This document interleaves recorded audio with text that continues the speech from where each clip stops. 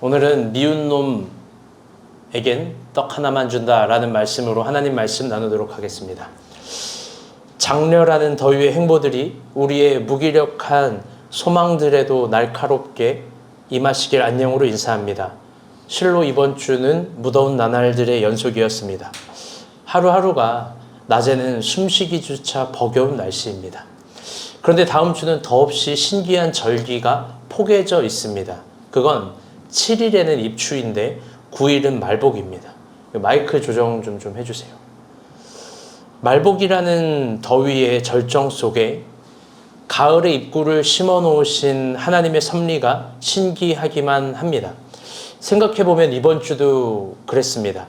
틈새 없이 거센 더위였지만 금요일 저녁과 토요일 오전에 잠시의 비가 왔습니다. 그리고 또 다음 주는 비가 온다고 하니 참으로 신기하고 감사합니다. 자주 이야기하지만 그게 하나님의 섭리입니다. 번역한즉 하나님의 은혜는 그런 괴리, 멈춤, 공백, 공허와 허무 가운데 임하는 겁니다. 믿음의 조상들은 이 신비를 깊이 이해한 것 같습니다.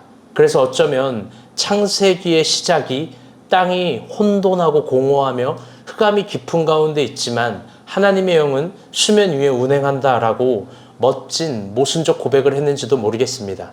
그러니 여러분 살아갈 때 어떤 괴리스러운 나날들, 멈추고 싶은 순간들, 공백과 허무와 공허 같은 틈새 속을 두려워하지 않기를 바랍니다. 하나님을 믿는다는 건 그 속에 하나님이 항상 그 위에 옆에 함께 있다라는 겁니다. 아멘.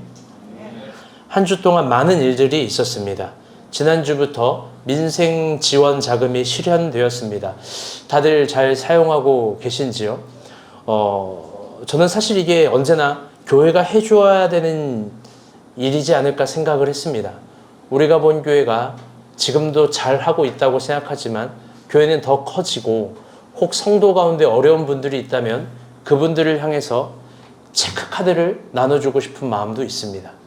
한 얼마 정도 되는 식비 정도 사용하게요. 그 한 끼의 식사 그리고 또 식사를 먹고 마시면서 다시 살아나는 소망들이 교회가 해줘야 될 역할 아닌가 자주 생각했습니다. 물론 민생지원금을 향한 다양한 해석이 있지만 본뜻이 변질되지 않기를 바라며 가난한 서민들에게 보편복지의 서막이 되기를 진심으로 기도해 봅니다. 이번 주에는 미국과 관세 협상이 있었죠. 결론적으로 15%의 관세가 부과되었습니다. 물론 이거에 대해서 평가는 역사의 몫입니다. 그러나 이번 협상을 보면서 미국이 한국에게 원하는 굉장히 적나라한 감정을 보게 됐습니다. 그건 뭐냐? 결론적으로 이야기하면 한국만이 가지고 있는 독자적 기술력입니다.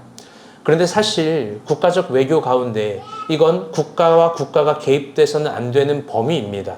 이건 기업끼리 하는 MMA의 범위인데 이걸 힘의 논리로 적나라한 감정을 보이면서 미국이 우리에게 다가오는 걸 보고 여러 가지를 생각하게 되었습니다. 그건 그들에게 힘의 논리는 반드시 힘의 논리로 무너진다라는 역사의 평이한 교훈을 감히 일깨워 주고 싶었습니다.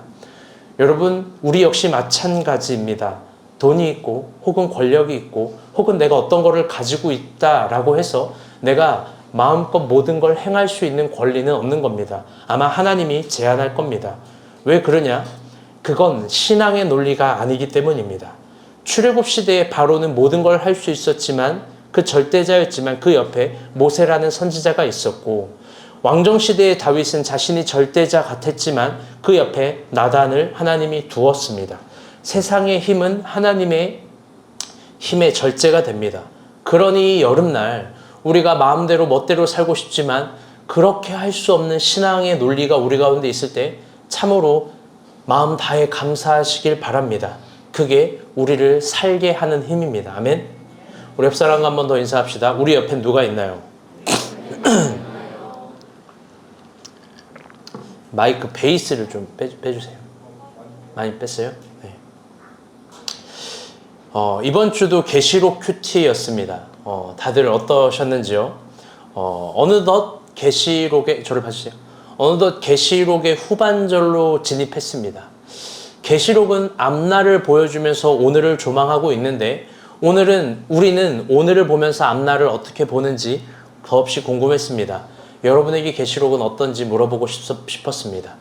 계시록의 모든 장과 장면들이 소중하고 아름답지만 오늘 본문은 더 그렇습니다. 그 이유는 오늘 본문에는 이 땅의 성도라면 바라는 새하늘과 새 땅에 관한 이야기가 들어있기 때문입니다.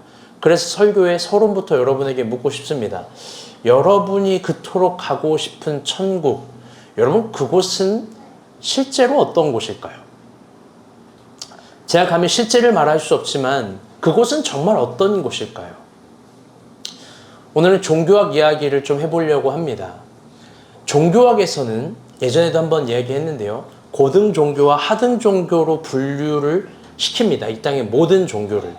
그리고 고등 종교와 하등 종교로 분류하는 그 기준은 그 종교에 자기 부인이 있는지를 보는 겁니다. 그 종교성에 자기 부인이 있다면 그건 고등 종교로 분류되고 그렇지 않으면 하등 종교로 분류됩니다. 그렇다면 자기 부인이란 뭔가? 이건 종교와 종교성이 가지는 역치인데요. 보통 종교는 신에게 개인의 것을 탄원하는 과정입니다. 그런데 자기 부인은 신에게 자기의 것을 탄원하면서 동시에 신의 뜻을 개인이 받아들이는 과정이 있는지 그걸 고등 종교와 하등 종교로 보는 겁니다. 그래서 기독교, 이슬람교, 불교, 힌두교는 다 고등 종교로 분류됩니다. 자기 부인이 있거든요. 그런데 그 외 대부분의 수많은 종교들은 하등 종교로 분류됩니다. 왜?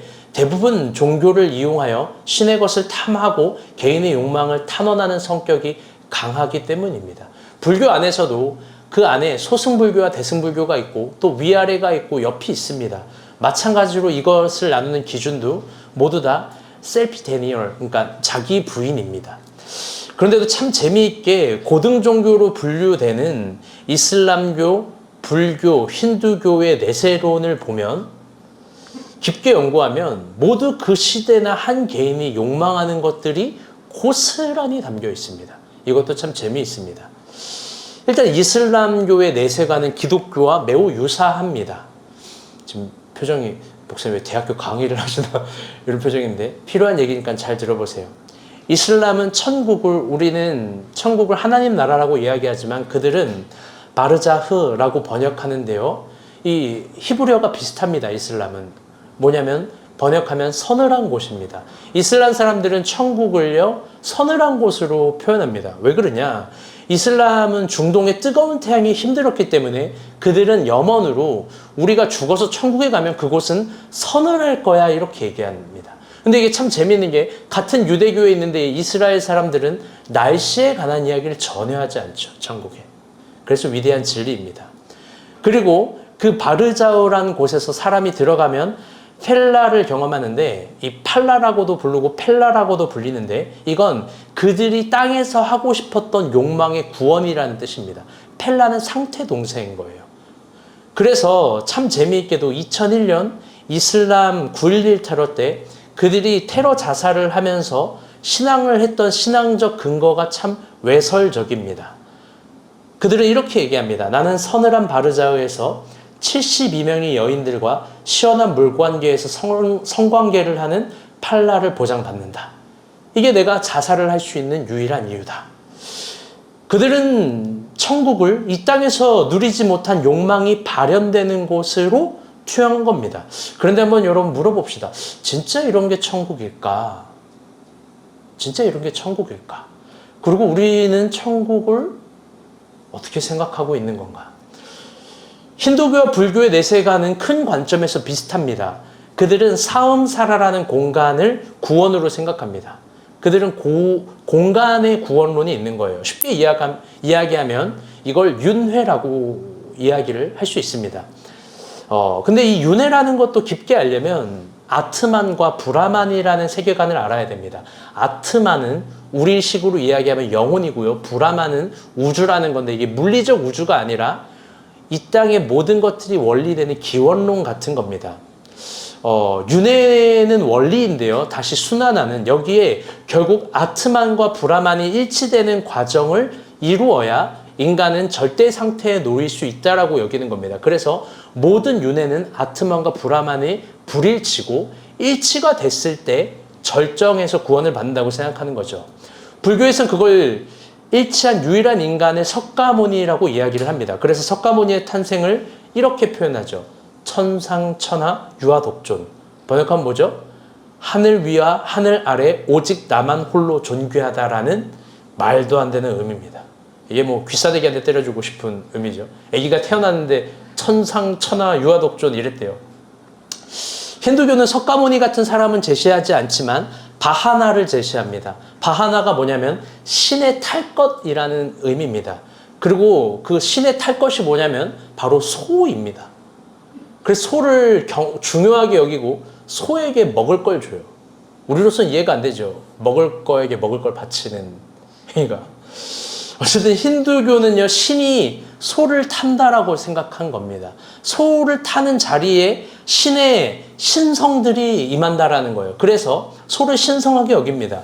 그리고 소 안에서 고마타가 이루어진다고 생각합니다. 고마타는 뭐냐면 이게 우주와 생명의 일치가 되는 어떤 하나의 지점을 이야기하는 거예요.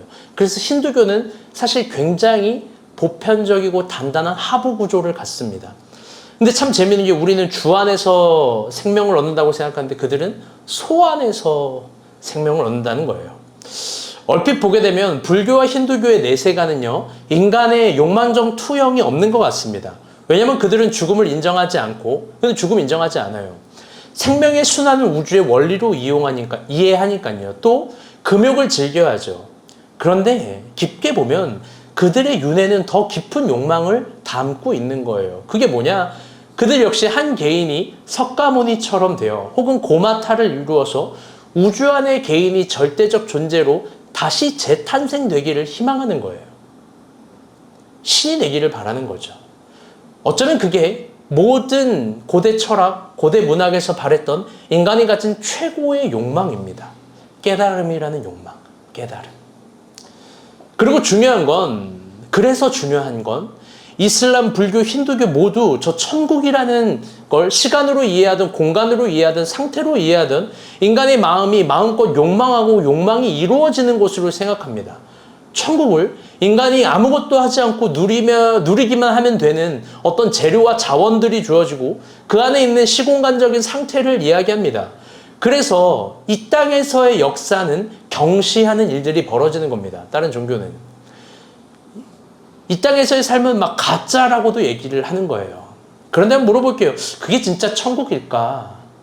천국은 우리의 욕망들이 마음껏 돌아다니게 되고 우리는 온갖 호텔 5성급 서비스 이상으로 받는 곳일까? 여러분, 기독교는 뭐라고 이야기할까요? 기독교는 뭘 말하고 있는 걸까요?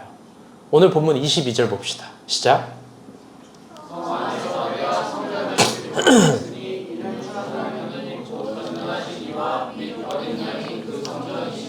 아멘. 참 어렵고 재밌고 많은 걸 생각할 수 있는 말입니다. 구약의 사람들도요, 그들이 가지고 있는 내세관이라는 게 있습니다. 그건 뭐냐면, 다 같이 따라볼게요. 성전신학. 그들은 이스라엘의 회복이 머무는 공간에는, 이스라엘의 구원이 이루어지는 공간에는 반드시 성전, 메카가 세워진다라고 생각한 겁니다. 근데 그게 이스라엘의 모든 역사 속에서 실제로 그랬고, 그래서 바벨론 포로기에도 성전 하나 짓는다는 걸로 이스라엘이 다 뭉치고 이루어내잖아요. 그런데 그들의 내세관도 그렇습니다. 그래서 아마 저 천국에 예루살렘이 반드시 있다라고 생각했던 거예요. 그래서 아마 계시록의 저자가 이 말을 했을 때 계시록의 수신자들은 매우 충격적이었을 거예요. 요한, 뭐라고? 천국에 가는데 성전이 없어? 그게 뭔 천국이야? 아마 이렇게 반응했을 거예요.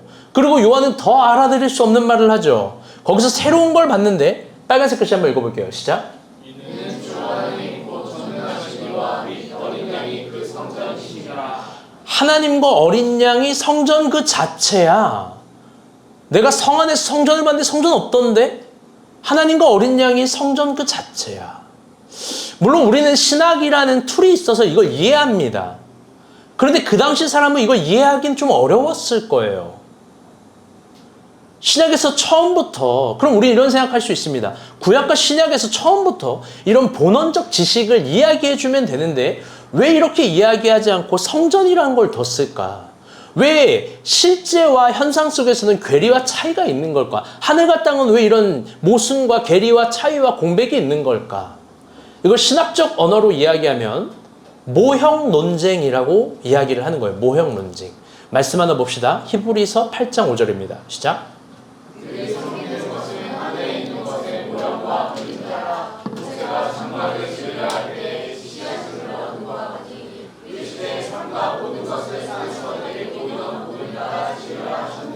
아멘. 히브리서 8장 5절 한 절로만 이야기했지만 사실 다양한 구절이 이걸 역사 속에서 성서의 역사 속에서 증명합니다. 그들이 섬기는 것은 하늘에 있는 것의 모형과 그림자다. 모세가 장막을 지으려 할 때도 지시하심을 얻음과 같다. 그러니까 누군가 지시했고 그걸 지었다라는 거예요. 히브리 저자는 성전신학을 모형론으로 해석합니다. 출애굽부터 솔로몬까지 모든 성전들이 구약에 있는 모든 사람들이 성전을 지은 건 어떤 자발적 행위나 창발적 상상력이 아니라는 거예요. 그들은 모두 다 하나님이 명하신 걸 지었던 겁니다. 그래서 그들의 관점에서는 이 땅의 역사, 이스라엘 백성들이 추구하는 역사론은, 성전론은, 신앙론은 하늘의 모형이라는 겁니다. 우리만 진짜라는 거죠. 그래서 그들에겐 실제로 성전이 필요했던 거죠. 제사도 필요했고 설교도 필요했고 리터지라고 이야기하는 제의적 의식도 필요했던 겁니다. 왜냐하면 땅에 있는 것들은 하늘의 그림자인데 이걸 통해서 하나님을 더 집중력 있게 볼 수 있기 때문입니다. 사실 우리도 마찬가지입니다. 이런 제한성 속에 있는 거예요. 제한성. 우리도 설교를 통해서 교회에 와서 모든 일정을 정리해야 하나님 말씀을 들어야 들리는 거 아닙니까? 아멘? 하나님은 그렇게 모아놓으신 거예요.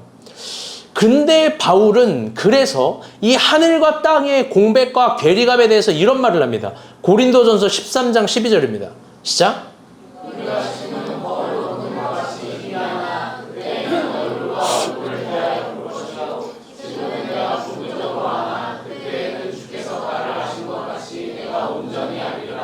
아멘. 고린도전서 13장 말씀이 되게 중요한 말이에요. 이런 말을 합니다. 우리가 지금은 거울로 보는 것 같이 희미하나 그때는 지금과 그때를 나눠요. 여기에 있는 사람이 얼굴과 얼굴을 대해서 볼 것이요. 지금은 내가 부분적으로 아나 그때는 주께서 나를 아신 것 같이 온전히 알 거다. 바울은 그 괴리감을 거울로 보는 세상으로 얘기를 해요. 여러분, 거울이 뭘까요? 바울은 왜 이렇게 표현할까요? 우리가 생각하는 거울은 굉장히 선명하잖아요. 막 이렇게 얼굴 보면 다 보이죠? 지연이 막 죽은 게 보이잖아요, 거울로. 그래서 막 오늘 섭리팅 나와가지고 자기가 제일 빡세게 하고 왔지만 넌 너의 단점들이 보일 거 아니에요? 아니에요? 여러분, 근데 그때 당시의 거울은요, 우리가 갖고 있는 이런 거울보다 청록에 가까워요. 그건 뭐냐면 이런 거예요. 여러분, 이게 투명하거든요, 물? 여러분, 이걸로 비춰지는 세상이 진짜 잘 보이는 걸까요? 물로 비춰지는 하늘의 형상들, 얼룩진 청동들, 그런 걸로 보는 게 물체를 온전히 파악할 수 있을까요? 그게 아니죠.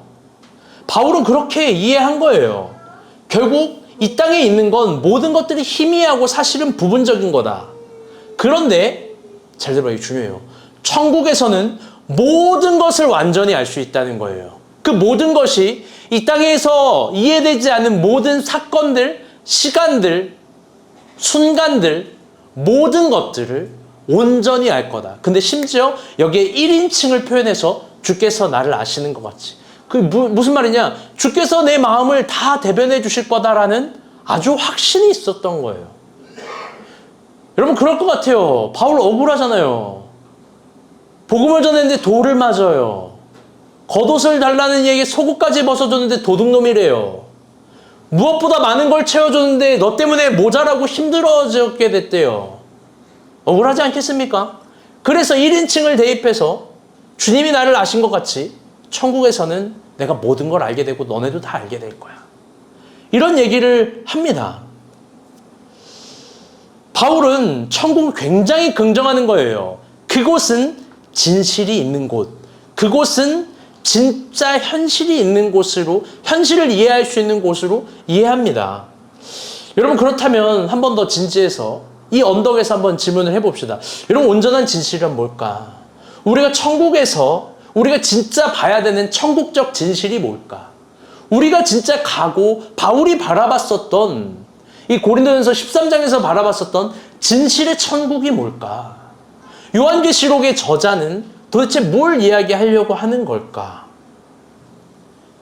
진실을 본 요한계시록의 저자의 이야기를 한 번 더 봅시다. 이게 굉장히 중요합니다. 좀 긴데요. 천천히 읽어봅시다. 10절부터 23절입니다. 시작.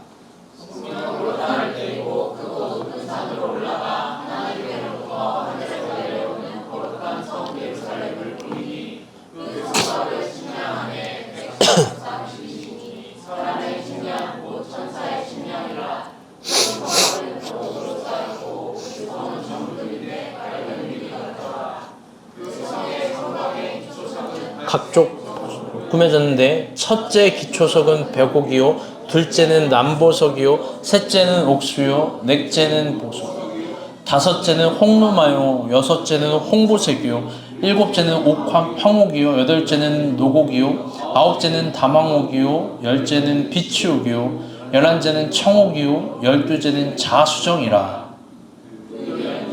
열두 진주니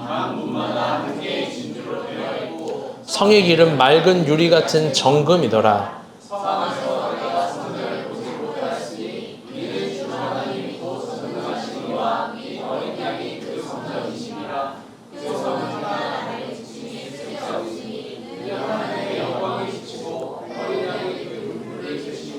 아멘. 여러분 22절과 23절이 오늘 본문이고요. 근데 오늘 본문은 사실 21장에 있는 21절까지 연결되어 있는 거예요. 다 보석이다라는 이 구절. 사실 오늘 본문, 이 본문은 우리가 깊게, 정말 깊게 고민해 봐야 됩니다. 그래서 좀 집중력 있게 들어주세요. 지금 성령이요, 10절을 보면 성령이 나를 데리고 높은 산으로 올라가 하나님께로부터 하늘에서 내려오는 거룩한 성 예루살렘을 봤다라는 거예요. 내가 예루살렘 성 봤어, 이런 거예요. 요한이. 아까도 말했지만 이 예루살렘 성은요, 이스라엘 백성들에게 단순한 건축물이 아니라고 얘기했죠. 구약의 역사이자 선지자들의 눈물이자 선민 사상의 근본입니다. 번역하면 그들만 구원받겠다라는 이스라엘 백성들의 염원이자 욕망이죠. 요한은 천국에서 이 성을 측량했는데 144제곱이래요. 144큐빗, 죄송해요. 이게 물리적인 의미로는 65m예요. 65m가 어느 정도 될까? 65m가. 제가 잘 모르겠지만 그렇게 넓은 큰 평수는 아닐 거예요. 근데 제가 이게 게마트리아라고 했죠. 144는 뭐냐면 증인들이라는 거예요. 이 모든 것들이 증언하고 있는 크기의 완벽성을 이야기하는 거죠.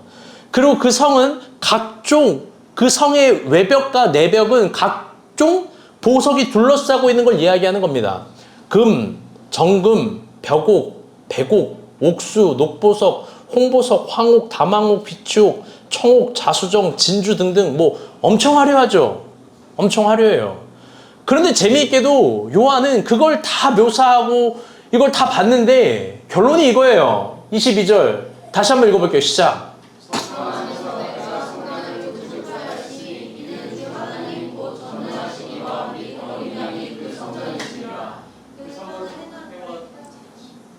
아니요, 괜찮아요. 성전 안에서 근데 내가 성을 봤는데 성이 없대요. 여러분 이게 무슨 말이에요? 그러면 예루살렘 성을 봐서 막 묘사를 했는데 내가 성전 안에서 보니까 그 성 없던데? 여러분 성경이 진짜 표현하고 싶은 천국의 이미지는 뭘까요? 여러분 정말로 성경이 계시록을 통해서 말하고자 하는 것, 수신자들에게 말하고자 하는 건 뭘까요? 그건 뭐냐? 이스라엘 백성들의 염원인 예루살렘이라는 호칭, 그리고 그들이 늘 꿈꿔왔었던 성의 내벽과 외벽은 보석으로 둘러싸여 있을 거야 라는 그 어떤 특별한 욕망의 투여, 여러분 그걸 거부하는 거예요. 요한은 천국을 그렇게 상징화할 수 없다라는 거예요. 너네들의 염원들로. 성령에 이끌려서 내가 성 안을 봤는데 그런 성전 없던데? 그런 거 없고 어린 양과 하나님만 성전에 있던데? 지금 바울도 그렇고 요한도 그렇고 우리가 궁극적으로 가야 되는 천국에서 정말 중요한 걸, 정말 위대한 진실적인 걸 보게 하는 겁니다. 천국에는 뭐가 있긴 해요. 뭐가 있는데 그걸로 이루어졌는데 그걸 보라는 거예요. 헛된 것들을 다 걷어내고. 그럼 그게 뭐냐? 27절입니다. 다 같이 한번 읽어볼게요. 시작.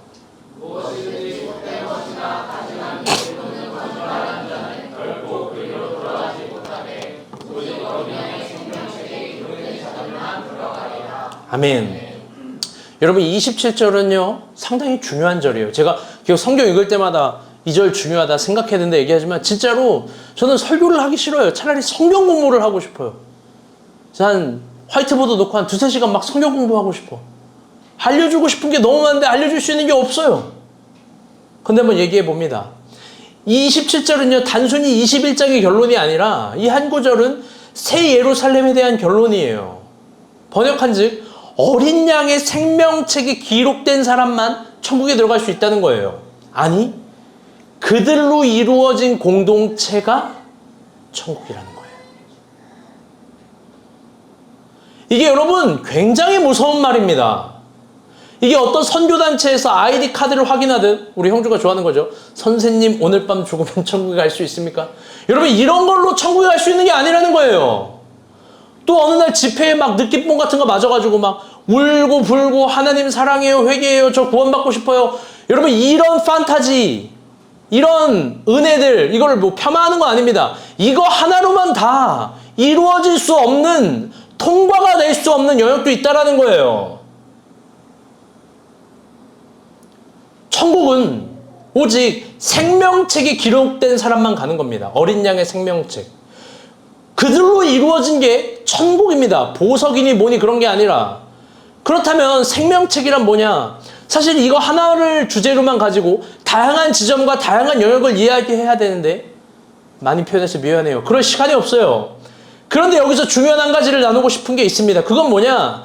이 생명책은 결국 어린 양에 관한 어떤 사랑의 흔적, 따름의 흔적, 어린 양을 따라가는 사람들이 기록해낸 흔적이 어린 양을 따라간 사람만 기록된 흔적이 있는 책이라는 거예요. 즉, 천국은 인간의 욕망이 반영된 곳이 아니라 하나님의 기억이 복원된 곳이에요. 왜? 여러분 천국을 가잖아요. 계시록을 보잖아요. 계시록 보면 다 이런 얘기를 해요. 내가 너 그거 기억해. 내가 그때 힘들었던 거 너 그걸 기록해. 내가 진짜 너 힘들었던 걸 내가 그걸 기억해. 하나님이 기록하고 기억한대요.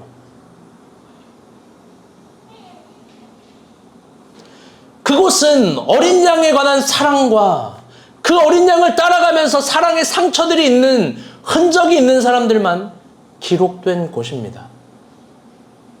다시 또 천국을 간 바울의 이야기를 들어봅시다. 고린도전서 13장 이번에 9절부터 13절입니다. 이게 너무 중요해요. 아까 거울과 거울 희미하다 그랬죠. 그 앞뒤로 싸져 있는 구절을 봅시다. 시작.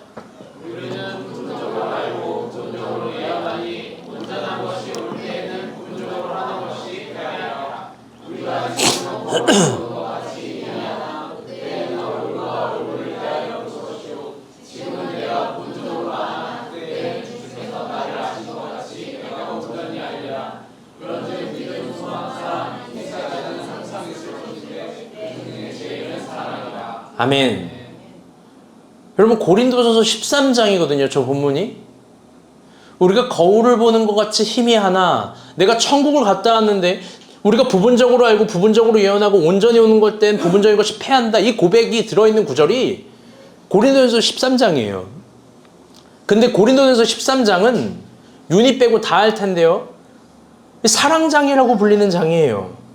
그래서 다들 사랑의 특성과 종류를 정보별로 묘사한 장이라고 생각해요. 내가 천사의 방언과 뭐를 해도 뭐 울리는 꽹과리가 사랑이 없으면 울리는 꽹과리요. 근데 여러분 이게 좀 재밌는 거예요. 그 나라엔 꽹과리가 없는데 우리나라는 꽹과리로 이걸 번역을 해가지고 어쨌든 뭐 지금 그걸 얘기하는 시간 아니지만 그래서 고린도전서 13장을 다 사랑장으로 생각해요. 사랑의 특성과 종류를 정보별로 묘사한 책. 여러분들 그런 책이 아니에요. 고린도전서 13장은요 3층 청을 갔다 온 진짜 천국의 진실을 봐온 바울의 결론이에요. 내가 천국 가봤거든? 그랬는데 이 땅에서 천국을 보는 건 거울처럼 희미해. 다 부분이야. 그런데 선명한 게 있어. 그게 뭐냐면 사랑이야. 믿음, 소망, 사랑, 그거 다 천국에도 있을 텐데 그 중에 제일 사랑이야. 왜? 천국엔 사랑이 남으니까. 천국엔 사랑을 기록하니까. 천국엔 사랑이 언어니까. 그러면서 그 사랑이 어떤 사랑인지를 수사학적 레토릭으로 이걸 이야기해서 그 앞에 걸 이야기하는 거예요. 그게 뭐냐? 4절부터 7절이에요. 읽어볼게요. 시작.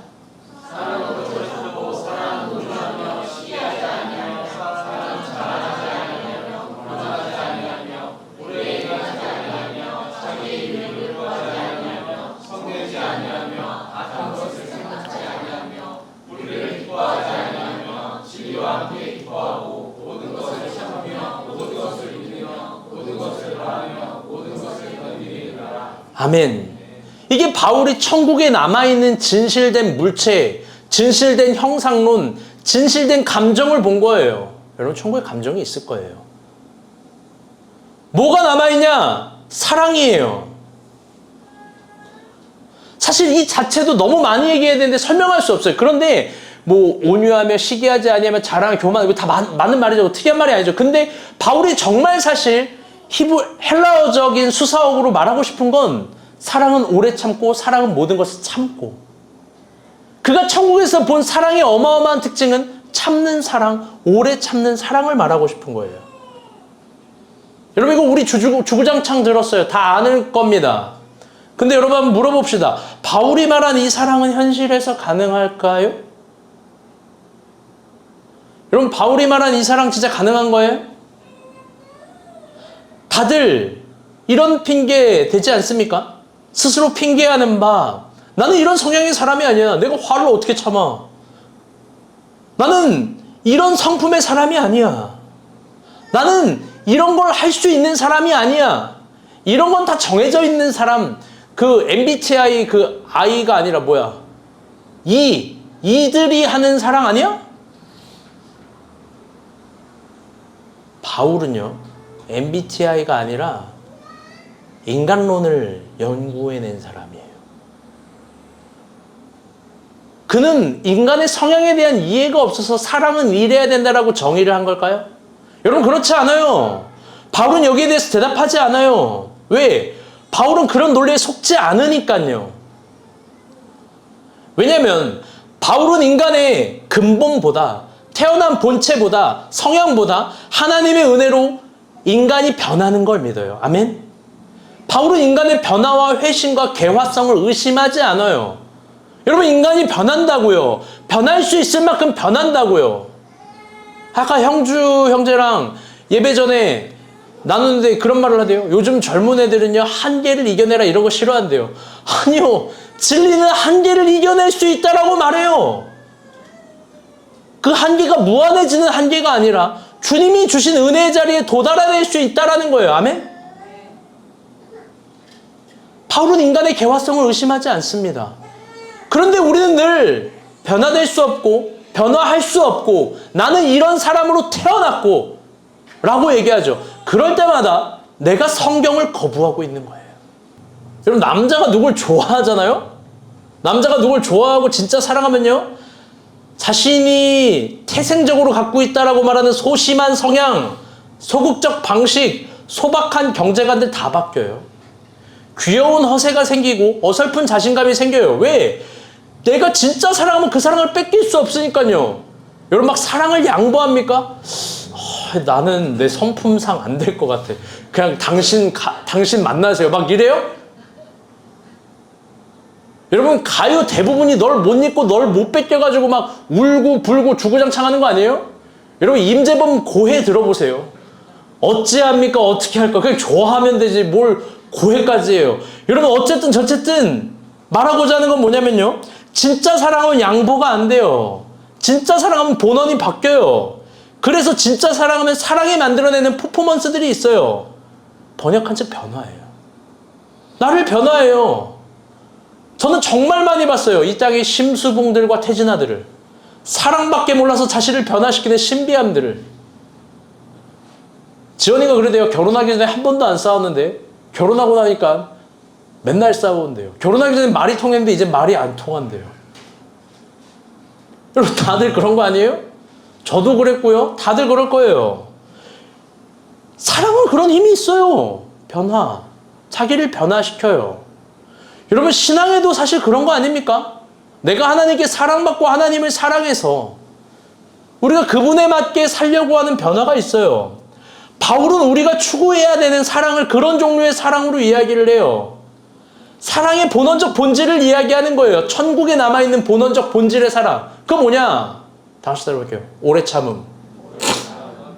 이 오래 참음은 사랑의 성향과 성품으로 하는 게 아니라 나를 변화시키면서 해야 되는 거예요. 이건 내가 그런 사람이라서 할 수 있고 그런 사람이 아니라서 못하는 것이 아니라 천국에 가보니까 남아있는 사랑이, 남아있는 사랑들의 진실은 죄다 오래 참음의 사랑을 실행한 사람들이라는 거예요. 희미했는데 선명하게 보니 이렇다는 겁니다. 오래 참음의 사랑이 쉬운 사람이 어디 있습니까? 그건 자기를 변화시키고 억지로 연습하면서 하는 거예요. 자기를 부인하고 억지로 부자연스럽게 행동하면서 하는 겁니다. 그래서 이런 사랑은 자연스럽게 흘러가오는 결과물이 아니라 천천히 완성해 나가는 위대한 조형물이에요. 결국 오래 참음의 사랑은요, 아파요. 그리고 또 숨이 가쁩니다. 자신을 소진시켜요. 그런데 그때 생겨나는 상처와 아픔과 상한 마음들과 통회하는 것들이 생명책에 기록될 거예요. 왜요? 그게 어린 양 되신 예수 그리스도의 사랑을 닮은 거 아닙니까? 여러분, 하나님은 천국에서도 편하게 우리처럼 사랑할 수 있습니다. 편하게 우리를 이처럼 사랑하실 수도 있어요. 모든 걸 주셨잖아요. 그런데 하나님이 이처럼 우리를 사랑하셨다는 건 그분이 인간이 되신 거잖아요. 인간이 되셨다는 게 인간만큼 낮아졌다라는 거고 거기서 인간보다 낮은 취급을 받은 거예요. 그러면서 그분의 사랑이 다 생명록에 기록된 거 아닙니까? 그래서 우리가 읽는 거 아니에요? 여러분 깊게 생각해 볼게요. 중요한 이야기를 합니다. 경고 같은 메시지이고 아플 수도 있어요. 잘 들어봐요. 사랑을 추구하지 않는 사람이 어떻게 천국 가요? 더 나아가 내가 사랑하는 사람만 진짜 천국에 있을까요? 내 성향에만 맞고 내 취향에만 맞는 사람이, 내 마음만 통하는 사람이 여러분 천국에 있을까요? 아니요. 아마 별의 별놈 다 있을 거고요. 별의 별 관계가 다 있을 거예요. 여러분 생각해봐요. 천국에서 스데반과 바울이 만납니다. 여러분 무슨 대화할까요? 바울이 스데반이 너 왜 나한테 돌 던졌어? 그래서 내가 죽었잖아. 막 여러분 이렇게 얘기할 거예요? 여러분 그래서 천국에 사랑만 남아있다는 게 너무나 아름답고 신비한 바울의 발견이에요. 그게 천국의 언어일 거예요. 그래서 이사야는 천국을, 하나님 나라를 이렇게 비유했어요. 너무나 아름답고 신비한 언어입니다. 이사야 11장 6절부터 9절입니다. 시작.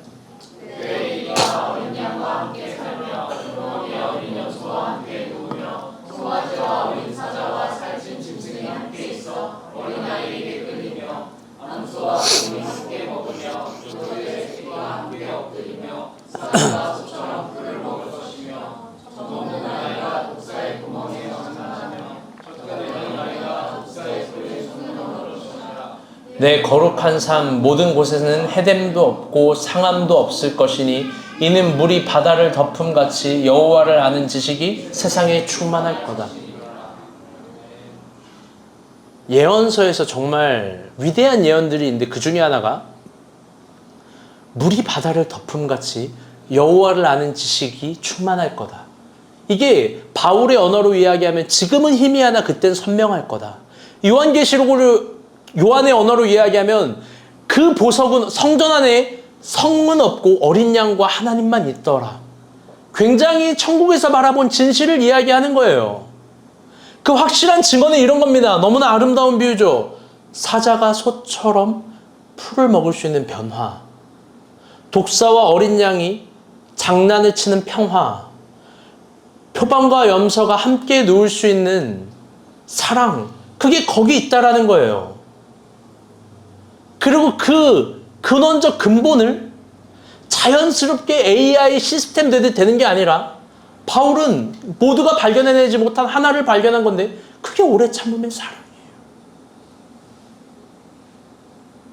옆 사람만 한번 인사할게요. 오래 참겠습니다. 민재 뭐라 그랬어? 아닌데요? 형주가 못 참나?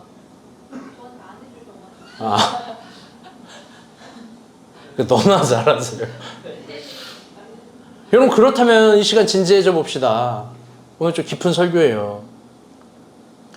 여러분 그럼 도대체 오래 참음의 사랑이란 뭐고 이건 구체적으로 어떻게 해야 되는 건가? 어떤 방법이 있는 건가?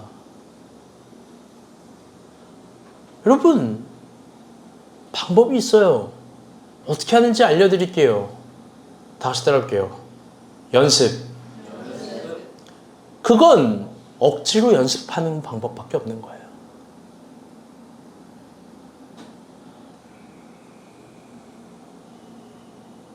상대방에게 사랑스럽지 않아, 사랑하지 않아. 너가 사랑스럽지 않아서 사랑하지 않아는 하나님 없는 사람이 쉽게 할 수 있는 말이에요. 우리가 가진 특이한 문법은 이거예요.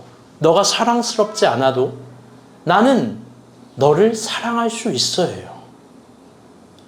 오래 참음의 사랑은요, 억지로 연습하는 거예요. 연습이 신앙이에요, 연습이. 여러분은 어떻게 볼지 모르겠지만, 목사인 저도 사랑을 연습해요. 억지로 연습합니다. 어떤 연습이냐? 그건 내가 스스로 믿는 사랑의 정의에 나를 부인하고, 나를 거기에 끼워 맞추고, 부자연스럽게 나를 거기에 맞추는 행위예요. 제가 생각하는 사랑이란 뭐냐? 그건 황금률입니다.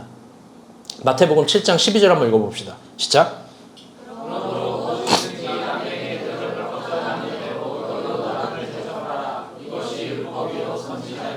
아멘.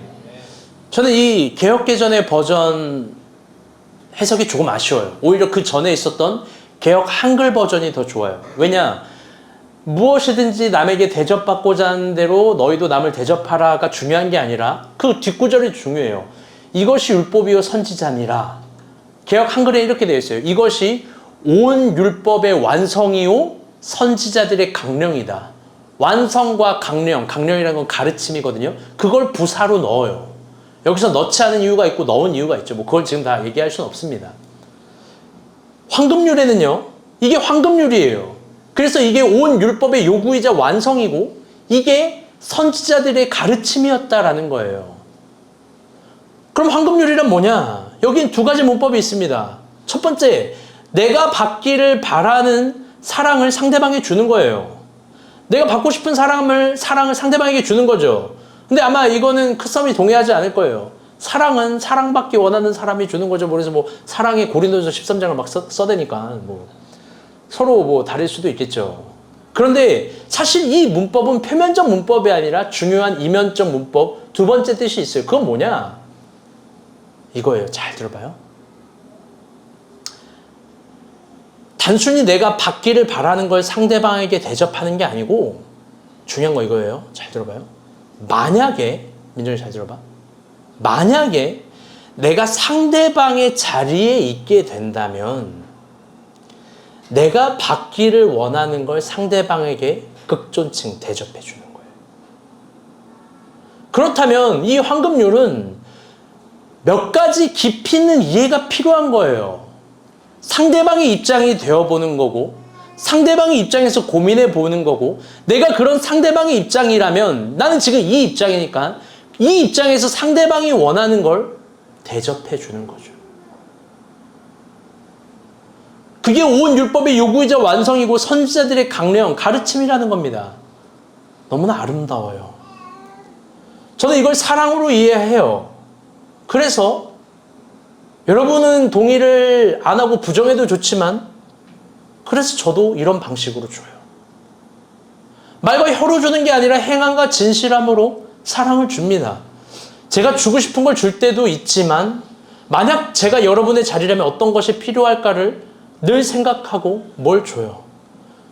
그런데 사실 저도 어려울 때가 있어요. 어려울 때가 있죠. 그런데도 줍니다. 실질적인 현금을, 실제적인 물건을, 실현적인 방안을. 집도 내어주죠. 차도 가지고 가라고 그랬죠. 그런데 이런 얘기를 해볼게요. 저는 소수고 여러분은 다수예요. 분명 어려워요. 그럼에도 불구하고 가급적 줄 수 있는 대로 필요한 것들을 줘보려고 합니다. 사실 선교지 상황은 더 아득해요. 선교지 가면 제가 선교지에 있는 사람이라면 뭐가 필요한 게 있을까라고 생각하면서 마음껏 줘요. 후히 줍니다. 어떨 때 우리가 본 교회에 필요한 것이 있음에도 불구하고 그걸 참으면서 선교지에 줘요. 왜? 이게 황금률이니까. 이게 율법의 완성이니까. 이게 선지자들의 가르침이니까. 감히 도전해보는 건 저는 여러분에게 그런 저의 삶을 가르치고 싶고 저를 본받으라고 하고 싶고 이런 교회의 방향을 자긍심으로 가지라고 얘기하고 싶어요. 그런데 가끔 서운할 때도 있어요. 언제 서운하냐? 그건 저의 오래 참음의 사랑과 사랑의 연습을, 이거 목사님 성향이지, 목사님 성격이지, 목사님 성품이지, 목사님 맨날 주는 사람이지, 이런 거 생각할 때 서운해요. 왜? 여러분, 저도 받는 게 좋아요. 저도 누가 밥 사주면 좋고요. 저도 누가 저에게 작은 거라도 주면 좋아요. 저도 받으면 좋아요. 그리고 인간 아니에요? 저도 인간입니다. 다음 주에 형주랑 만나기로 했는데 형주한테 밥 사라 그러니까 예? 제가요? 불편하냐 그러니까 네 불편합니다. 농담으로 그랬어요. 농담으로. 후에 이런 말을 했죠. 근데 정말 장난이었고 제가 좋은 거 한번 대접해 보겠습니다. 할렐루야. 기대하겠어. 우리 김밥 천국 올라오는 거 아니야? 그런데 여러분 한번 물어보고 싶어요. 여러분은 어때요? 받는 게 좋나요? 주는 게 좋나요? 주면 아깝나요? 여러분은 누군가를 향해서 오래 참음을 합니까? 그 사람의 자리에서 고민해 보나요? 그 사람의 자리에서 필요한 걸 생각해 봅니까? 아니면 고작 그 정도도 머리라고 생각하면서 상대방에게 늘 머리 쓰고 받기를 바라는 거 아닙니까? 사실 그것보다 더 최악은 무정하고 무관심하고 무력한 것들입니다. 도무지 서로가 서로에게 관심들이 없는 거예요. 그러면서 늘 성향 운운하고 성품 운운하고 여러분 비겁한 거예요. 나는 이런 사람이니까 사랑을 안 한대요. 여러분 그건 진짜 무책임한 말이에요. 왜? 여러분 아기를 낳잖아요? 내 성향과 성품이 어디 있어요? 여러분 성근이만큼 방랑자가 어디 있어요? 성근이는 트래블러잖아요. 여행을 맨날 가요. 지금 맨날 집구석에 처박히고 하루 종일 빛나보고 있는 취미라고는 세차 3시간 하면 행복하다. 이게 스토리의 전부 아닙니까? 성향과 성품을 운운하는 건 하나님 앞에서 옳은 거예요. 옳지 않은 거예요. 더 나아가 자기는 늘 사랑받고 응원받고 도움받기를 바라면서 자신을 하나도 희생하기 싫어하는 아주 이기적인 마음인 거예요. 여러분 진지하게 물어봅니다. 오해하지 마요. 여러분 얘기 아니에요. 여러분 그런 사람이 생명책에 무엇이 기록되는 거예요? 사랑하기 싫어하는 사람이 생명책에 왜 기록돼야 돼요? 오래 참으면 사랑하기 싫은 사람은 여러분 천국에 왜 가야 되는 거예요? 결국 교회를 위해서도 성도를 위해서도 복음을 위해서도 아무것도 오래 참지 못하고 희생하지도 못하고 사랑하지도 못하고 견디지도 못하는데 하나님을 향해서 시간과 건강과 모든 것들을 다 아깝기만 하고 아끼려고만 하는데 천국은 왜 가려고 하는 거예요? 여러분 그런 사람들에게 천국 폭력적인 곳 아닙니까? 왜요? 난 하나님께 관심이 없어. 난 교회에게도 관심 없고 난 성도에게도 관심 없어. 그런데 천국은 본디 사랑이 남는 곳이고 사랑하는 사람이 가는 곳인데 사랑하기 싫은데 천국을 어떻게 가요? 여러분 진지합니다. 잘 들어봐요. 천국에 관심이 없는 사람이 천국을 어떻게 갑니까? 그런 사람들이 대부분 투영하는 천국은 자기 욕망에 투영하는 곳이에요. 아까 세계의 종교가 이야기했던 자기는 아무것도 안 해도 호텔 5성급 서비스들이 천국에 이루어져가지고 무슨 뭐 먹고 마시고 뭐 이렇게 되고 나는 뭐 할렐레 팔렐레 하고 아마 그런 곳 아닐 거예요. 아마 그런 곳 아닐 거예요. 여러분 천국에 면류관이 있다라는 말이 경고의 메시지예요. 응원의 메시지가 아니라 거기서 누군가는 인정을 받고 누군가는 대우를 받고 누군가는 거기서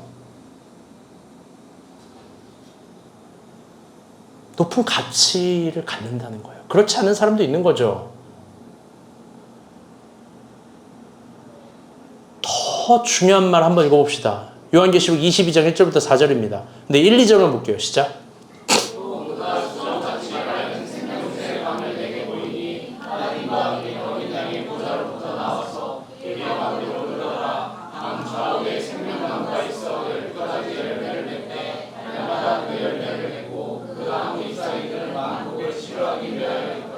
아멘.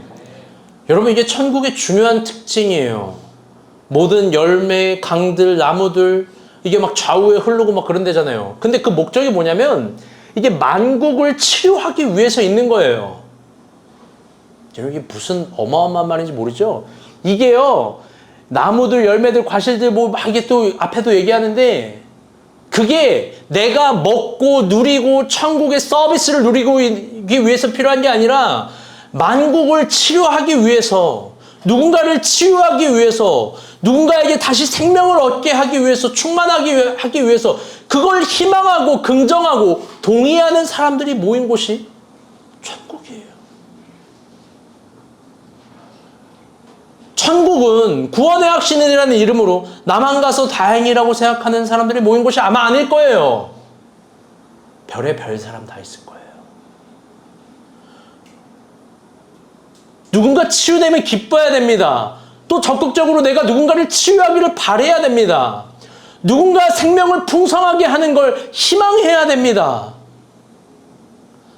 내가 하나님과 복음을 위해서, 교회를 위해서 헌신하고 애쓰는 거 긍정해야 합니다. 그런 사람들이 모인 곳이에요. 말이 안 되지만, 또 말이 될 수도 있겠지만 선교를 끝나고 갔다 와서 유일하게 민정이만 이런 얘기했어요. 목사님, 화장 다 지워지고 티셔츠 땀냄새 뻘뻘 나는데 이 코앞까지 와가지고 저 필리핀에 교회 세울 거예요. 계시 받았어요.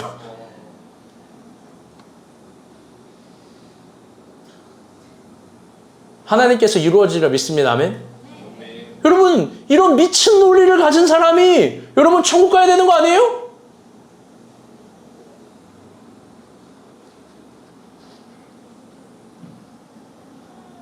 그러니 사랑하기를 내일로 미루지 마세요. 아멘. 저의 책 관계에서 쓴 바 서로 사랑하는 존재는 교회 안의 성도입니다. 예수님은 12제자들과의 관계 속에서 서로 발을 시키고 사랑하라고 하지 이름도 알지 못하는 개똥이를 사랑하라 하지 않아요. 그들은 사역의 대상이에요. 사랑의 대상은 우리가 본 교회예요. 아멘. 경고합니다. 이처럼 좋은 교회가 있음에도 불구하고 내 편이 없다고 생각하는 사람 정신 똑바로 차리고 들으세요. 아마 여러분이 하나님 편이 아닐 거예요. 하나님이 여러분에게 이미 대답을 하시고 가장 좋은 걸 주신 거예요. 우리가 하나님의 교회를 버리면 안 됩니다. 내 기분을 맞춰주는 사람, 내 성향을 맞춰주는 사람, 그런 사람들이 모인 곳을 천국으로 꿈꾼다면 많은 돈을 가지고 호텔이나 백화점 가면 됩니다.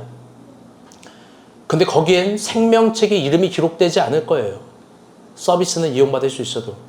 생명책에 기록된 이름은 오래 참음의 사랑을 하는 사람들입니다. 아멘. 말씀의 결론을 맺겠습니다. 오늘 좀 결론이 길어요. 천천히 그래서 들어주세요.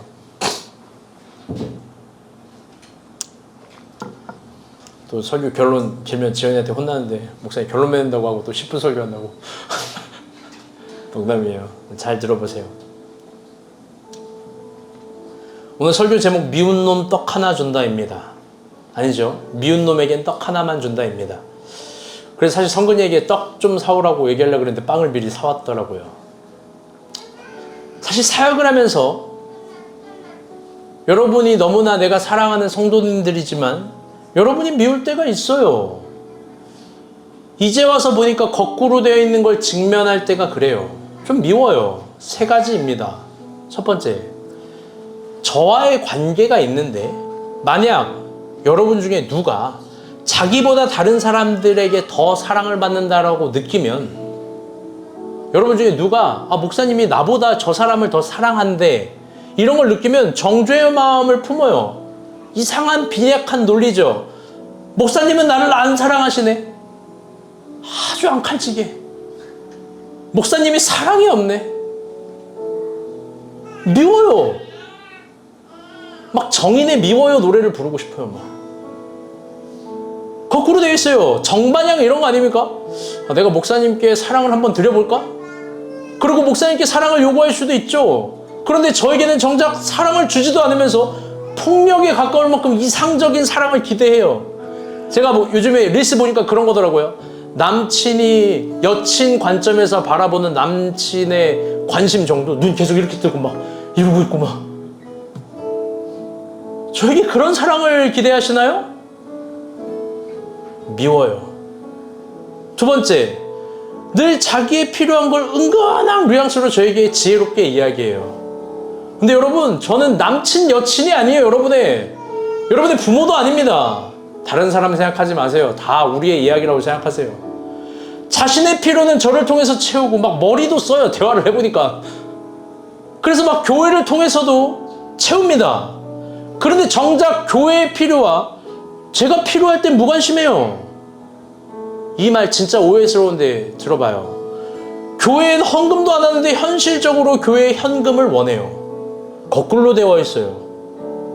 교회에 헌신하고 내는 걸 인색하고 아까워요. 걷는 것도 없지만 한샘 치고 헌금을 왜 누굴 도와주려고 하니요. 지금 나갔지만 옛날 인간사님 기타 바꿔줬는데 내가 그걸로 3주를 골먹였어. 왜 인간사님 기타를 교회가 바꿔줘야 되냐라는 거예요. 자기는 어렵대요.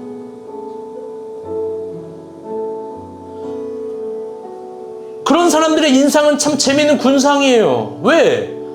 나는 그 사람들이 어려울 때 훨씬 더 금액으로 비교되지 않을 만큼 소중한 것들을 줬는데. 모두의 이야기는 아니지만 또 한 번 이야기해 봅니다. 스승의 날 참 재미있는 풍경 같은 게 있어요. 우리는 돈을 2, 3만 원 정도 다 모아서 목사님 선물을 사주잖아요. 그렇죠? 근데 그걸 인색해하고 아까워하는 사람들의 이야기를 들을 때 참 미워요. 저는 한 명이고 여러분 다수예요. 제가 1년 동안 여러분에게 준 사랑을 현금으로 환원하면 여러분 2, 3만 원 비교가 되겠습니까? 저에게 그런 걸 주는 것도 인색해하면서 저에게 사랑은 왜 받으려고 하는 거예요? 제 설교는 왜 들으려고 하는 거예요? 미워요. 이해가 안 돼요. 얼마나 스스로 이상한 논리에 들어가 있는지 모를 거예요. 셋째, 정말 어려운 삶의 문제나 삶의 변화가 이루어졌는데 그거를 태도로 표현하거나 증명하지 못한 사람, 미움을 넘어서 화가 나요. 염치도 없어요. 올챙이적 생각을 못하는 거예요. 속담에 있는 말이 있습니다. 미운 놈 떡 하나 준다. 여러분 이 말 어떻게 생각하나요? 제가 해보니까 사실 이거 진짜 어려운 사랑이에요. 미운 놈에게 떡 하나 주는 게 얼마나 힘든데요. 제가 해보니까 미운 놈 떡 하나 주는 게 찐사랑입니다. 그리고 오늘 설교한 오래 참음의 사랑도 연습도 미운 놈 떡 하나 주는 노력부터 시작될 거예요. 그래서 저도 미운 사람에게 사랑하면서 연습으로 떡을 주는 거예요. 필요한 떡들을. 어렵지만 하는 겁니다. 그러니 여러분도 하세요. 아멘? 그런데 오늘 설교 제목은 미운 놈에겐 떡 하나만 준다예요. 잘 들어봐요. 그게 아쉬워요. 여러분, 저라는 사람을 알잖아요? 저는 누군가를 사랑하면 떡 하나만 주는 사람일까요? 아니요. 떡집을 차려줄 방법은 없나를 고민하는 사람이에요. 그런데 미운 놈에게 떡 하나만 줄 수 있다는 게, 아니 떡 하나밖에 줄 수 없다는 게 사실 너무 아쉬워요. 떡이 아니라 떡집도 차려주고 싶은 마음이 내 마음인데 그것밖에 못 줘서 아쉽죠. 그런데 여러분, 하나님은 어떨까요? 여러분, 하나님 앞에서 미운 놈 되지 마세요. 하나님 앞에서 떡 하나 받은 걸로 만족하지 마세요. 아멘? 하나님은 그런 하나님 아니니까요. 그래서 사실 제일 미운 사람에게 이 떡을 주려고 했는데 지금 표정이 굉장히 진지해서 장난도 못 치겠어. 장난도 못 치겠어. 강혜라서 한번 나와서 받아갔어요. 당신에게 주는 떡입니다. 그래서 이제 제일 미운 놈에게 주려고 했는데 주지도 못하게 지금 받으면, 아, 목사님 날 미워하시나 보네. 사실 오늘 아침에 부부싸움을 뭐 또 대판했어요, 여러분. 우리가 왜 사랑의 싸움이에요. 사랑의 싸움. 오해하지 마세요. 예? 여러분, 언제나 이야기하죠. 서로에게 가장 좋은 편이 되는 게 우리예요. 아멘? 여러분, 형주가 좀 거칠잖아요? 근데 형주가 우리 편이에요. 든든하지 않습니까? 여러분, 지원 간사가 우리 편이에요. 아멘? 여러분, 크썸이 우리 편이에요. 현미, 두려워하지 말라. 너 편이다. 민정이가 간증자야. 민정이가 편을 들어줘서 이래를 아멘. 지금 설교 때 아멘도 안 나는데 지금 아멘. 여러분, 우리가 본 교회 애들이 수학으로 학습 부진하가 돼. 여러분, 학렬형제가 있는 거 아닙니까? 저 학원에 그냥 다 갖다 보내면 되는 거예요. 여러분, 교회에 뭐 비가 샌다 뭘 샌다, 여러분 상현 형제가 다 고치는 거 아니에요 지금? 여러분, 뒤에 쇼파 깨끗하잖아요. 여러분, 우리 편 아니에요? 쉬고 싶을 때 벼달에 가면 됩니다. 아멘. 그렇다고 여기 와가지고 포켓 공짜로 달라고 막 그런 말 하지 말고. 여러분, 삶에 부동산 문제 있으면 다 윤희한테 가면 되는 거 아니에요? 여러분, 서로 미워할 이유가 전혀 없는 거예요. 미워할 틈이 없어요. 서로 옆 사람을 한 번 더 인사합시다. 오래 참음으로 사랑하겠습니다. 그럼요. 진실하게 사랑하세요. 우리 그렇게 사랑합시다. 아멘. 그래요. 목사님도 더 여러분 사랑하겠습니다. 우리 찬양 부릅시다.